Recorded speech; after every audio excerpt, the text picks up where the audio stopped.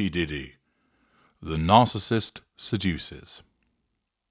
Hello, I'm H.G. Tudor.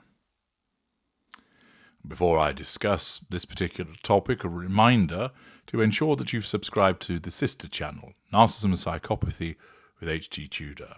Link can be found in the video description. Thank you in advance. With each passing day, P Diddy finds himself on the receiving end of further accusations and allegations.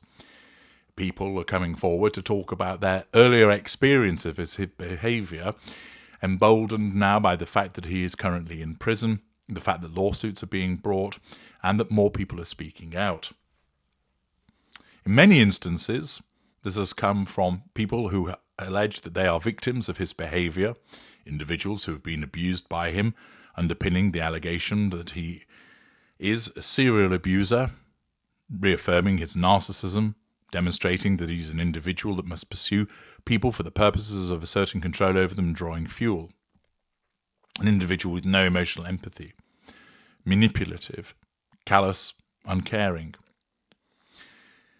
There are others come forward to ask questions about who else is involved in the various machinations that he has been involved in.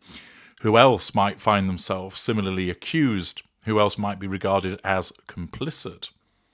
But it also has brought forward other individuals who have said, I always realised there was something wrong about him. And they may have tried to tell people at the time, even though they were not a direct victim.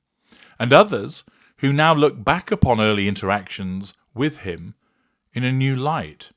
And it is that latter category that we turn to, which provides us with a useful opportunity of seeing how P. Diddy sought to seduce somebody who wasn't attending a party, but he was seeking to seduce them with regard to selling a particular image.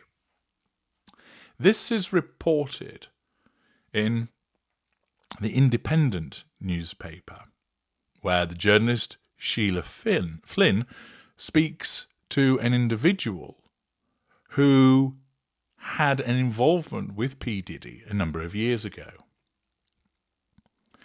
Veteran writer and sociologist Tressie McMillan Cottom called her mother after leaving the most stage-managed interview she'd ever conducted with none other than Sean Combs, formerly known as Puff Daddy, formerly known as Diddy, then at the time trying to be known as Love.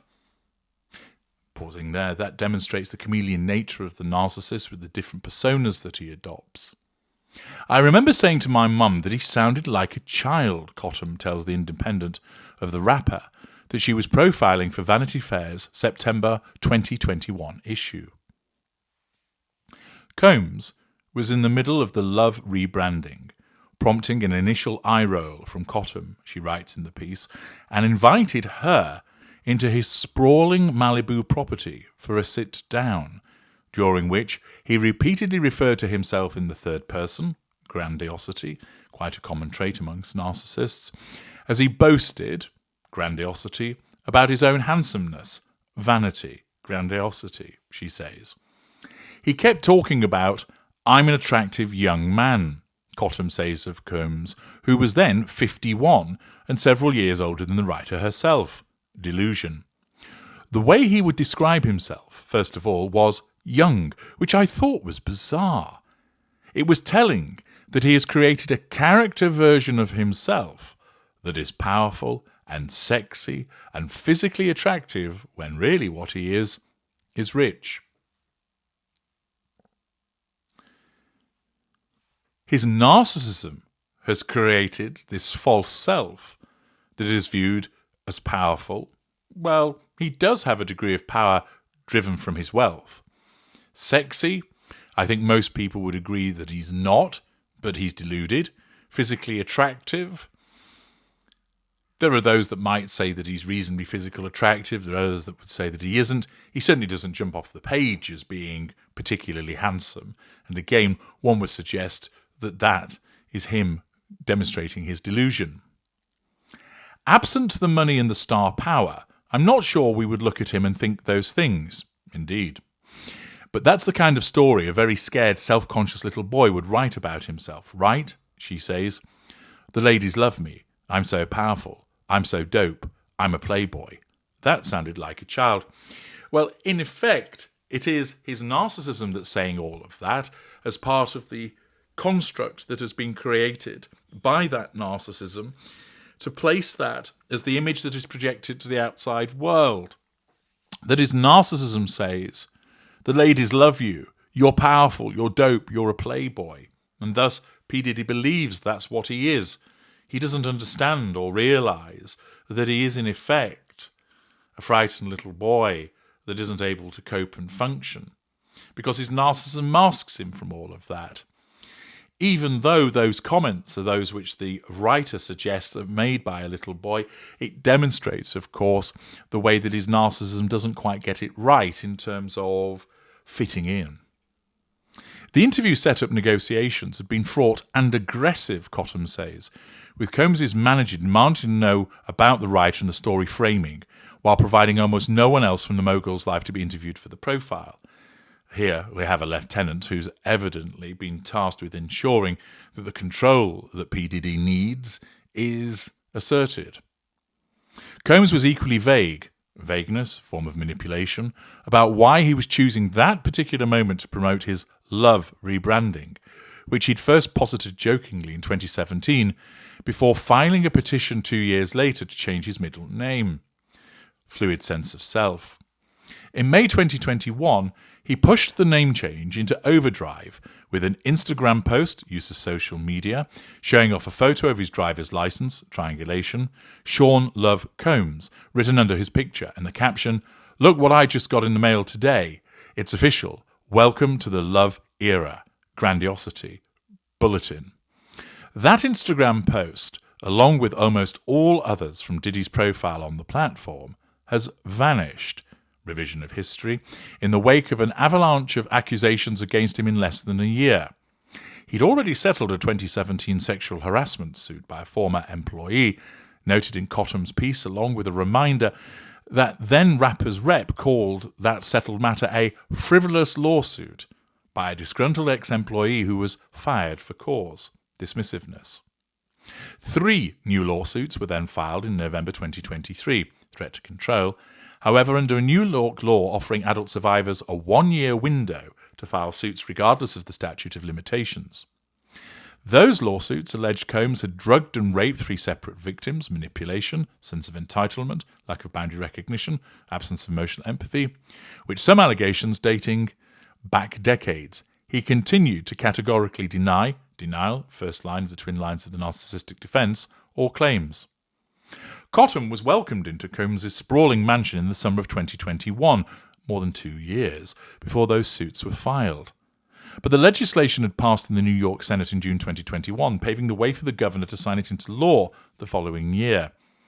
It took effect in November 2022, and the 3 Combs suits were filed right before the deadline expired. As Cottam was setting up the 2021 profile interview with Combs's people, she notes that they were so aggressive, I never got it in the moment. The only thing that makes sense to me, in retrospect, I'm wondering if just knowing maybe the sheer volume of potential claimants, that he was just trying to get out ahead of the extended time to file a civil case, she says. Well, no, it was actually all about ensuring that she was being controlled through the use of his lieutenants. Whatever the reasons, the negotiations eventually succeeded, and she found herself walking with her grad student assistant into Diddy's oceanfront home for a very over-the-top encounter. Combs' staff said he was taking important last-minute business calls. So she observed the surroundings as he kept her waiting. Note that it is common of the narcissist to be lacking punctuality, whilst punctuality is the politeness of kings. With P Diddy, he does this as a consequence of his lack of accountability and his sense of entitlement. The first floor was set up very deliberately, she tells The Independent, describing a Ciroc bottle display in his bar and a wall of professional family photographs. But there was a ton of activity I could hear. People on the second floor. It sounded like there had to have been about maybe a dozen people upstairs. When Diddy did deign to descend from upstairs, she says he orchestrated one of the most deliberate acts of seduction I've ever been involved with, which of course is entirely typical of the narcissist, because the narcissist will look to seduce you. It doesn't necessarily have to be intimate in the sense of trying to get you into bed. The narcissist seduces you with regard to making you a friend or a colleague, or to bring you under control in the context of being interviewed, as was the case here. She describes his demeanour as the way a man flirts with your friend's mother, trying to charm her, but not in a serious sexual way. My sense was he never really engaged with a woman like me. One that was sober and hadn't been drugged, presumably. Someone who didn't really need anything from him, she says. Well, she did. She needed an interview from him. But there we are. And he was a little off his game, so he kept trying different approaches. Or, more likely, what's happening is that she is not coming under his control in the way that he would subconsciously anticipate, and therefore his narcissism causes him to shift to different forms of manipulation in order to try and get her under control. He showed off the view, triangulation. His journal, triangulation. Pictures with Biggie, triangulation. Anything he'd do to impress her, she says. His staff was very, very deferential. I think I asked him at one point about how he runs a tight ship, and he was like, no, they know the kind of vibe I need to work with, and everybody's job is to maintain that vibe. Assertion of control. Cottam herself said, I felt like I'd walked into the Truman Show. I do remember thinking everything that is not being said here is as important as what he is saying. So who is here? Where are they standing? Who is silent? The people who kept entering and exiting the room and somehow knew exactly what they were supposed to do. Conditioning, control. All of that to me was as much a part of the story, and it was extremely unique. And I like to think I've talked to some strange characters in my time, but this was in the top tier of strangeness. Staff, she says, didn't want to tell me their names, so it was that level of just extreme sort of paranoia. That, of course, is the environment that P Diddy has created. The writer tried very hard to be deliberate in my word choice for describing the setting. For example, because I did want to try to capture how clear it was to me in the moment that it was very much a performance, which of course is what you're always getting with the narcissist, because it's never genuine, it's always a performance. Combs tried to set her up in an outdoor, sexy situation, overlooking his stunning view, calling for staff specifically to bring her a pashmina. So deliberate. He says it because he wants that written down, she explains, while gushing about how he loves caring for women and enjoying their company. She writes in the piece how she was surprised that Combs brought up Me Too before Black Lives Matter. Looking back, she says, that now seems strategic as well as hollow.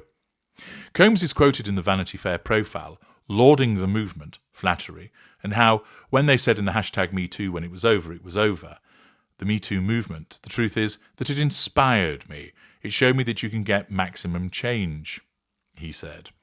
Cottam pushed him beyond that, she says, asking about why the movement affected him, what he thought as a girl dad. But she didn't get very far. He couldn't ever perform it well. It was another one of those moments where it was clear that it was out of context, the quotes. Or, in other words, what was actually happening was the fact that he comes out with a soundbite because he's learned that, driven by his narcissism, but doesn't actually live it, mean it, feel it. He comes out with something, and it's just surface-level material. Scratch beneath the surface, you'll just get more surface. There's no depth to him, because his style of narcissism lacks the capability to do that. She explained he wanted it to make the piece, but he didn't have anything to make it significant. And he did get very uncomfortable when I asked follow-up questions, threat to control. Now that Combs is suffering his own Me Too moment, not only sexual assault lawsuits, but a litany of criminal charges and damning video footage of him beating one victim, Cottam has a more sinister interpretation of his love rebranding. I think that is particularly egregious, she says. It wasn't enough to try to rebrand himself and do all the reputation management, but that seemed like a very sort of particular thumb in the eye to his victims. That, to me, pushed it into being, sick. And of course what's happening is it's the demonstration of his absence of emotional empathy. She was horrified by the 2016 footage obtained and published by CNN in May, depicting Combs brutally beating then-girlfriend Cassie in a hotel. Its public release eventually eliciting an apology from the rapper. See parts passing for my analysis of that. Before that, Cassie's lawsuit, filed under her legal name Cassandra Ventura, prompted Cottam to go back through my notes, looking at it through those eyes. What was most surprising to me is that my notes match the person she described, Cottam says, noting everything from the extreme amount of control, prime aim, to how hard he tried to seduce me in the interview, again assertion of control. She was also reminded of how Diddy's team offered up no sources or friends who could round out the profile. Lack of depth. I remember that being very strange, she said. I think it's because he'd become isolated. I wish I had properly pulled at that piece, like, why aren't people willing to talk about him? Why doesn't he have any friends? Well, that's because he doesn't have any genuine friends. Why aren't his business associates willing to talk to us? And then I also just felt a little dirty, she says. I always knew it was part of this relaunching of himself, and I hate to think that I had been complicit in his PR campaign. She does, however, feel that the rebranding eras are indeed over for Diddy. I think what matters now is he has probably been successfully prosecuted in the court of public opinion, and unlike a Harvey Weinstein, he doesn't get to come back. I don't think there's a redemption story for Diddy. He wasn't powerful enough, says Cottam, who's also a sociologist. He was popular, but that's not the same thing as powerful. So I'm pretty sure this is the end. I think somebody who looked the way he looked when he hit Cassie in that video and then shrugged it off the way he did, the moment where he snaps back into character, was so chilling to me. I think that person is capable of having done almost anything. When asked this week whether Combs had any comment about the Vanity Fair profile, his quotes within it, or the timing of the cover story and Love name change, his PR team offered the following response. We have no idea what you're asking about. Denial. An interesting recollection from a writer, a journalist, in respect of her involvement with P Diddy a few years ago, which provides me with a further opportunity to show his narcissism in action through a different form of seduction. I'm H.G. Tudor. Thank you for listening.